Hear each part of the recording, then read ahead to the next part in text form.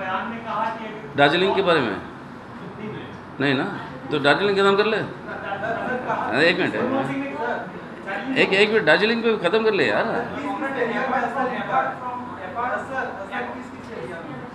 हाँ, किनका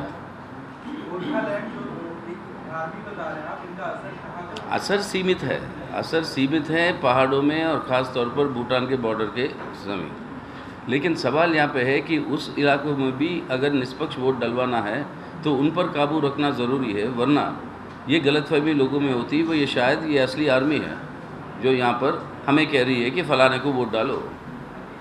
वो दबाव जो है, अगर आर्मी यूनिफॉर्म में जाकर आप कहोगे आम लोगों को कि वोट इधर डालना है तो उसका बहुत गहरा असर पड़ेगा, तो उसको काबू में रखना ज़रूरी है, वरना अनड्यू इन्फ्लुएंस हो सकता है वोटों में।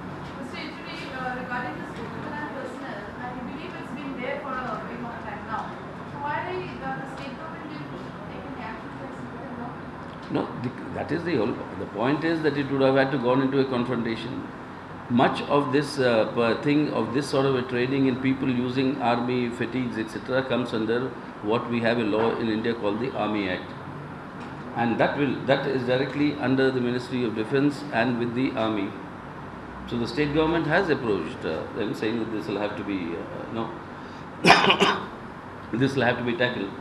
So that process is on. In the meanwhile, the elections have come. So that is the situation. Apart from Lalgarh and Darjeeling, how do you find the election atmosphere in Naxal-infested areas? Well, most of the Naxal-infested areas, the elections are over in the country. Especially in West Bengal, in Midnapur and... Achha, in West Bengal also. In the country, in most of the places, it's been over, and there's been a much better response by the people, and which is very gratifying in the sense that democracy and its resilience we could see in our country, despite the Naxal threats, despite the intimidation, despite the very severe heat. A large turnout came out in most of these constituencies. That is very good. I mean, that is gratifying for the resilience of our democracy. But in other parts of Bengal, apart from Lalgarh also, the Election Commission is also cognizant of the fact there are certain other pockets where such activities are going on, and they have assured us that they are taking all the necessary measures for that. Regarding Lalgarh and all those Maoist attacks. Hey, one second. We'll finish this session and then.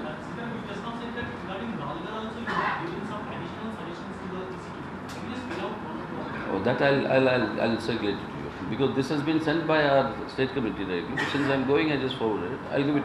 Regarding Lalgarh, Maoist killings was happening. Your health secretary yesterday said that the Maoists are killing CPM cadres selectively. The intellectuals were indirectly supporting the opposition, the two Congress and Congress this time, have justified killing of CPM cadres by the Maoists. So how do you react to that? Well, they are strange intellectuals. I mean, if they justify killings by anybody, I mean, they are rather strange intellectuals. The point is, you may have your ideological position that you take, but you can't justify killings.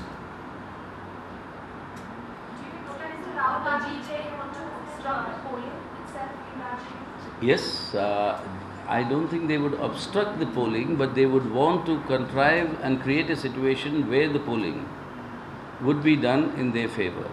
And that is why, you see, you have a very peculiar situation in Darjeeling. You have Mr. Jaswant Singh as the BJP candidate, contesting with the GJM support and with the promise that they will take up the issue of a separate Gorkhaland. The state BJP unit, in a resolution, unequivocally said that they are against any division of Bengal and they are against Gorkhaland. So the status of Mr. Jaswant Singh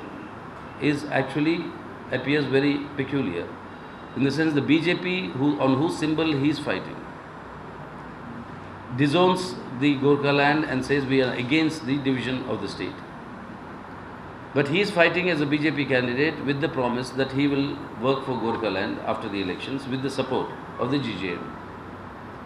Now, it is this hypocrisy that needs to be and will be exposed there. And it is in order not to allow this to be exposed that you have the GJM intimidating the voters to asking them to vote for the BJP. Sir, but the same situation in Andhra also. You and TRS both are contesting. Well, alliance. the polling is over. So, you have done it, but BJP So, yeah. Can we talk about Gandhi said? Yeah, it's all over? Yes. Mr. Rahul Gandhi in Kolkata at a press conference today said that the Nandigram issue, the evaluation that happened in Nandigram was clear that the mismanagement, but it could have been managed better. And secondly, he also said that the left is bereft of ideas when it comes to economic growth. What do you have to say? There's also a statement by him that West Bengal is worse off than UP. That UP He has come down heavily on left, and he said even if the left supports the Congress, his ideas about left won't change. Well, And he has equated Purulia with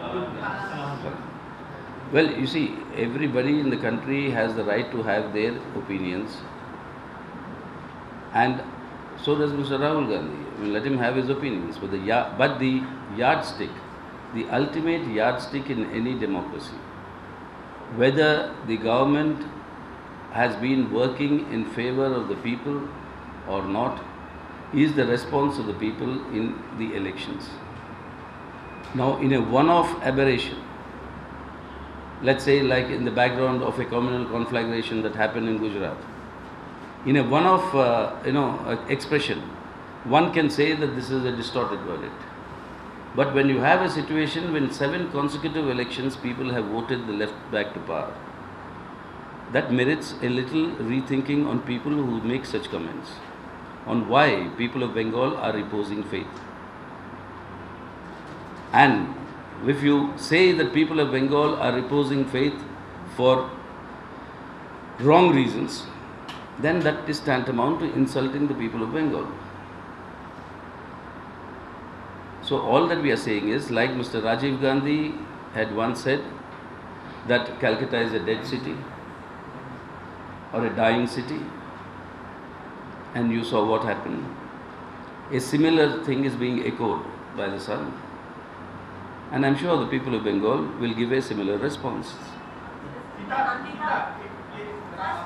On specificities, I'm not going to go into what they've said, but the point is that this is similar to the attitude that Mr. Rajiv Gandhi had.